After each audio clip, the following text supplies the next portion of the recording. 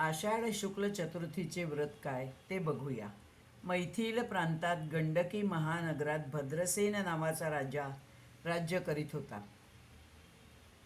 सर्व शास्त्रज्ञ होता, बलिष्ठ होता.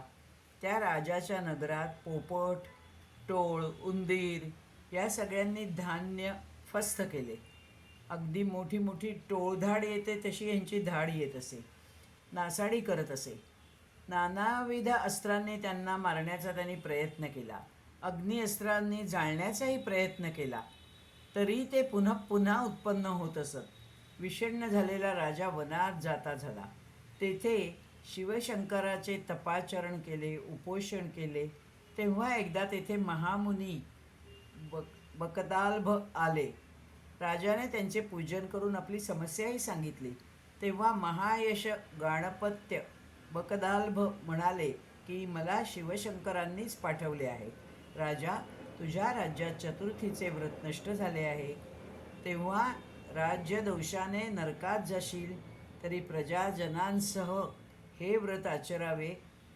मी स्वतः हे योग शांतीसाठी व्रत आचरलेले, साक्षात शंकरांनी मला ते दिले, म्हणून मी गाणपत्य झालो, मला शांती लाभली. राजाला त्यांनी हे व्रत सांगितले.